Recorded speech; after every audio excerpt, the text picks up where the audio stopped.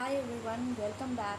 तो पिछले वीडियो में हमने चैप्टर 5 का यूनिट नंबर 2 स्टार्ट किया था, तो जिसमें 1965 और 1948 के वॉर के बारे में डिस्कस किया था। Now we will discuss the Indo Pak war 1971। So इसमें क्या था, पिछले दो वॉर्स हुए थे कश्मीर इशू की वजह से, बट डिफरेंस इन उन दोनों से ये वॉर कैसे डिफरेंट है। ये एक टाइप का सिविल वॉर की तरह बिगेन हुआ था। It began as a civil war between east Pakistan and the west Pakistan. अब ये दो रीजन्स में क्या डिफरेंस है आपको पता होना चाहिए कि जब पार्टीशन हुआ तो पंजाब के साइड का एरिया जो प्रेजेंट डे पाकिस्तान है, एक वो जिसे कहते थे वेस्ट पाकिस्तान उस एरिया को कहते थे, और दूसरा एरिया बंगाल के पास का एरिया था जो कि ईस्ट पाकिस्तान, जो पहले ईस्ट बंगाल था उसे बना दिया गया था ईस्ट पाकिस्तान। अब Bengali speaking area east Pakistan हो गया और वेस्ट पाकिस्तान हो गया पंजाबी स्पीकिंग एरिया। सो इन दोनों का रिलेशन, ईस्ट साइड का और वेस्ट साइड का रिलेशन ख़राब होने लगा। It started to deteriorate. Why, क्या रीज़न था? बिकॉज ये फॉर्म हुए थे रिलीजन के बेसिस पर फॉर्म हुए थे। तब क्या रीज़न था इनके बीच की रिफ्ट का? तो रीज़न ये था कि वेस्ट पाकिस्तान जो था वो काफ़ी, मतलब वहाँ पर ही सारे एडमिनिस्ट्रेटिव वर्क होते थे, मिलिट्री का काम होता था, and they were ignoring the east side of Pakistan. वो ईस्ट पाकिस्तान को इग्नोर कर रहे थे, नेग्लेक्ट कर रहे थे। वहाँ पर कोई ज़्यादा डेवलपमेंट नहीं हो रहा था, कोई उनके इश्यूज़ को नहीं देखा जा रहा था, ये सब हो रहा था। So they felt quite neglected, and ये रीज़न था उनकी रिफ्ट का। अब यहाँ पर Awami League main party, east Pakistan की मेन पार्टी थी अवामी लीग, और वेस्ट पाकिस्तान की थी पाक्स पीपल पार्टी। अब 1970 में जो इलेक्शंस हुए उसमें अवामी लीग वन द इलेक्शंस, और शेख मुजीबुर रहमान जो लीडर थे उन्होंने डिमांड करी कि एक सेपरेट गवर्नमेंट बनाई जाए फॉर ईस्ट पाकिस्तान, जिसके लिए जनरल याहिया खान, वहाँ के जनरल याहिया खान और जुल्फ़िकार अली भुट्टो ने प्रोटेस्ट किया, and this led to a civil disobedience movement. They were not allowing East Pakistan to form a separate government for themselves. अब पहले सिविल डिसोबीडियंस मूवमेंट हुआ, काफ़ी ज़्यादा सिविलियंस ने इस पर प्रोटेस्ट किया, and immediately and eventually this led to a civil war between these two areas, these two parts of Pakistan. अब क्या हुआ कि Awami League they fled to Calcutta, उन्होंने कैलकाटा में रेफ्यूजी लिया और यहाँ फॉर्म करी एक मुक्ति वाहिनी, फ्रीडम ब्रिगेड, जिसका कि एम था कि बांग्लादेश को लिबरेट करना, ईस्ट पाकिस्तान को लिबरेट करना फ्रॉम वेस्ट पाकिस्तान। तो अवामी लीग के कुछ मेंबर्स ने ये फॉर्म करी थी कैलकाटा में। अब इन द मीन टाइम लगभग मार्च 1971, द ईयर वॉज 1971 ऑब्वियसली, मार्च का मंथ था जब वेस्ट पाकिस्तान ने इनिशिएट करा ऑपरेशन सर्च लाइट, जिसमें कि जो भी वेस्ट पाकिस्तान के अगेंस्ट थे, जो भी सेपरेट गवर्नमेंट बनाना चाहते थे, अपोज कर रहे थे वेस्ट पाकिस्तान की गवर्नमेंट को, उन्हें मार दिया जाता था। काफ़ी लोगों का, काफ़ी इनोसेंट सिविलियंस का स्लॉटर किया गया ऑपोजिशन को हटाने के लिए, ऑपोजिशन को दबाने के लिए। अब इसमें इंडिया कहाँ से आ गया, इंडिया का क्या रोल हुआ?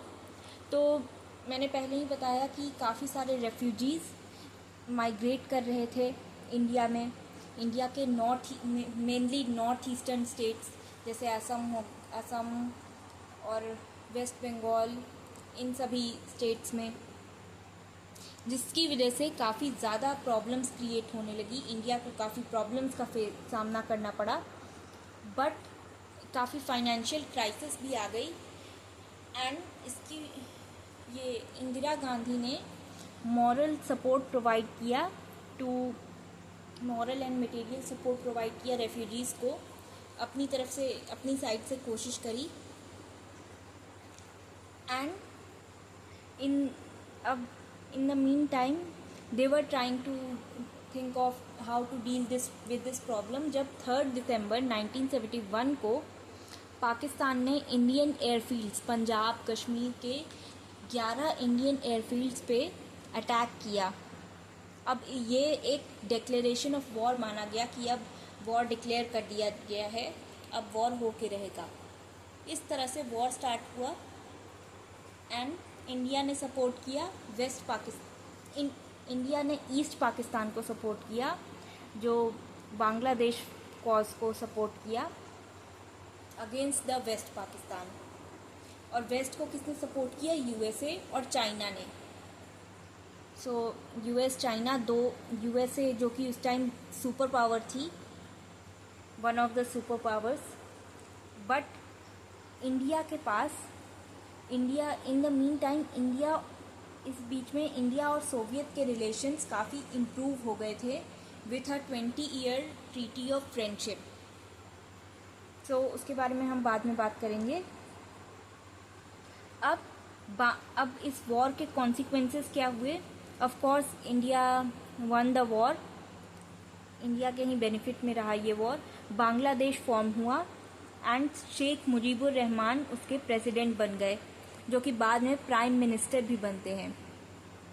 नेक्स्ट, इंडिया की पावर, रिस्पेक्ट, पॉपुलैरिटी सब इंक्रीज हो गई। एंड जो इंडो चाइना वॉर की वजह से इंडिया को की रिस्पेक्ट हार्म हुई थी, वो गेन हो गई, वापस से इंडिया ने वापस से गेन कर ली। रेफ्यूजी प्रॉब्लम सॉल्व हो गई क्योंकि जो रेफ्यूजीज़ थे वो बांग्लादेश वापस चले गए। And the most important thing, Shimla declaration sign हुआ 1972 में, जुलाई में, in the month of July ये डिक्लेरेशन साइन हुआ। And now you have seen this in news. Obviously आपने ये रिसेंटली न्यूज़ में भी पढ़ा है कि शिमला डिक्लेरेशन को रिसेंटली पाकिस्तान ने सस्पेंड कर दिया है। क्या था ये डिक्लेरेशन? इस डिक्लेरेशन के according Pakistan LOC, line of control, Kashmir में जो लाइन ऑफ कंट्रोल है उसे एक्सेप्ट करेगा। इंडिया को जो भी वॉर में कैप्चर करी थी, इस वॉर, इंडो पाक वॉर में जितनी भी टेरिटरीज कैप्चर करी थी उसे रिटर्न करना होगा।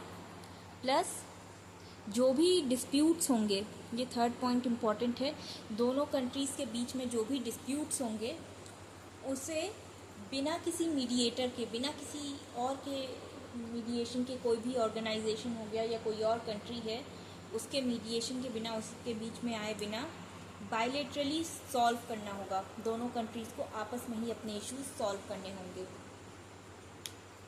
ये थी इसकी 3 कंडीशंस।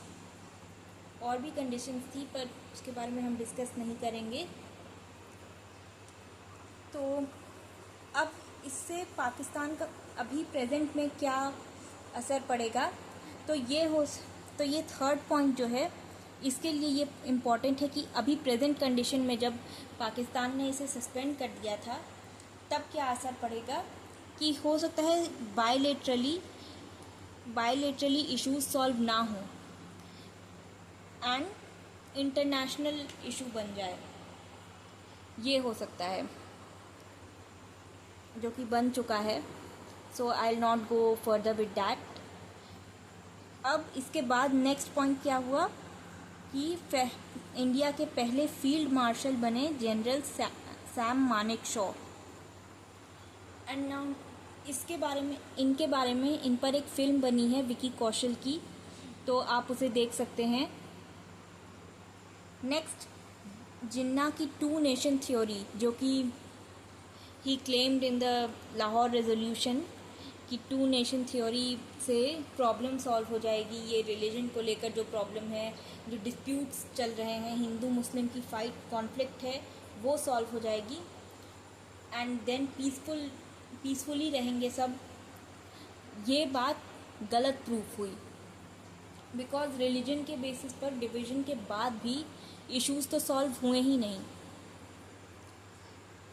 नेक्स्ट, इंडिया और सोवियत के रिलेशंस इम्प्रूव हो गए, जैसा कि मैंने बताया कि एक ट्रीटी साइन हुई 20 ईयर्स ऑफ फ्रेंडशिप की। So that's it for Indo Pak war. Next video में हम पढ़ेंगे साइनो इंडिया वॉर।